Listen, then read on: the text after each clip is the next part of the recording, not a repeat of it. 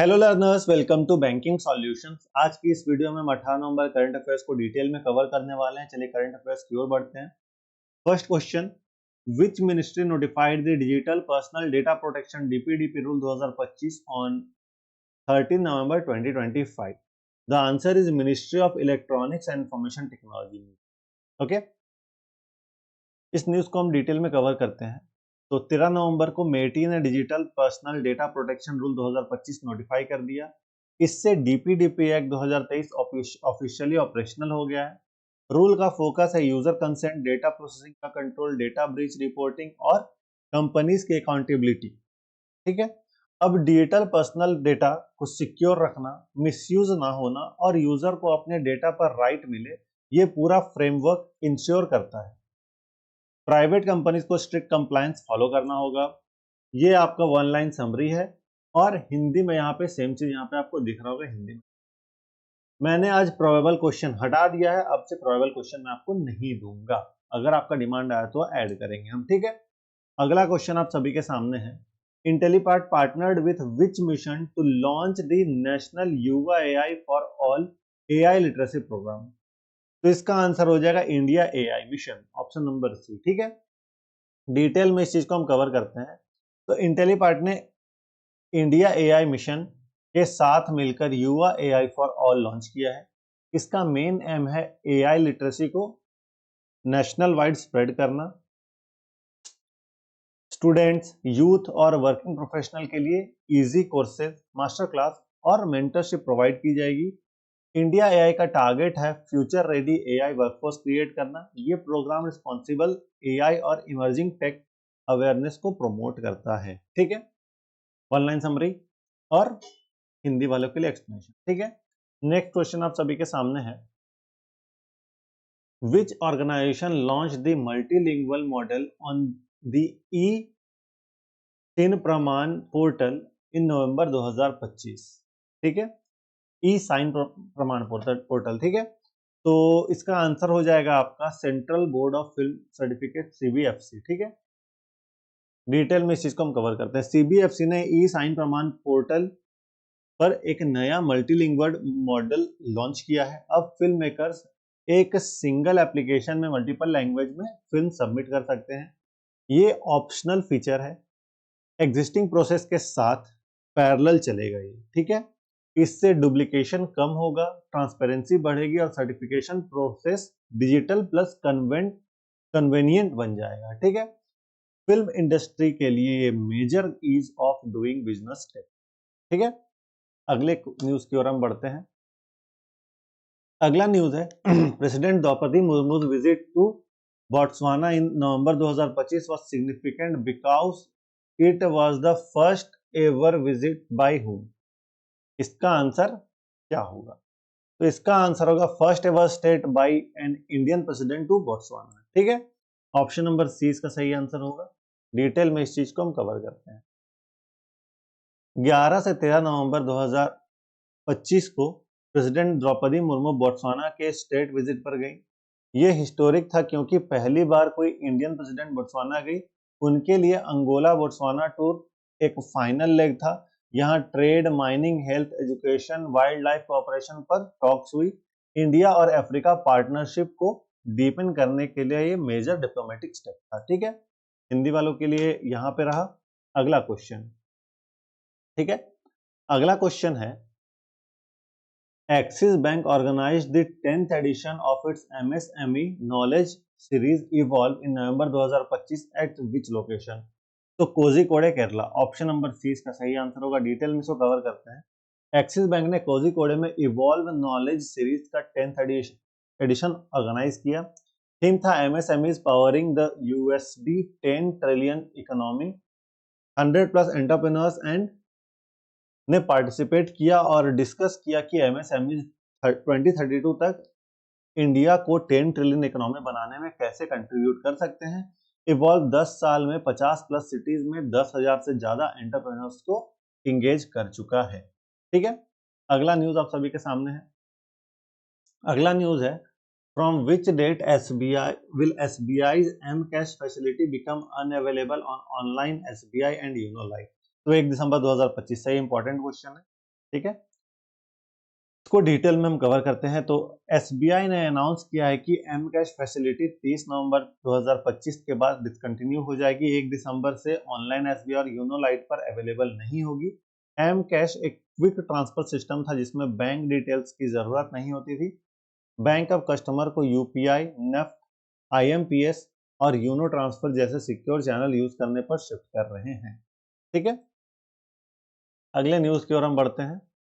अगला न्यूज है हमारा, what GDP growth rate has India ratings and research project for Q2 FY 2026। तो ये है आपका 7.2%। ठीक है, ऑप्शन सी इसका सही आंसर होगा। इंडिया रेटिंग एंड रिसर्च ने Q2 फाइनेंशियल ईयर 26 का जीडीपी ग्रोथ प्रोजेक्शन जो है वो 7.2% दिया है। ये ग्रोथ प्राइवेट कंजम्पशन और सर्विसेज सेक्टर के स्ट्रॉन्ग परफॉर्मेंस की वजह से है। पिछले साल यही क्वार्टर 5.6 था, मतलब डिमांड इंप्रूव हुई है। Q1 फाइनेंशियल 2026 में 7.8 ग्रोथ था जो हाईएस्ट थी। ओवरऑल इकोनॉमी ग्लोबल अनसर्टेनिटीज के बावजूद भी स्टेबल है। ठीक है, अगला क्वेश्चन आप सभी के सामने है। इन November 2025 which Indian art director was honored with France Chevalier de Ordre des Arts des Lettres।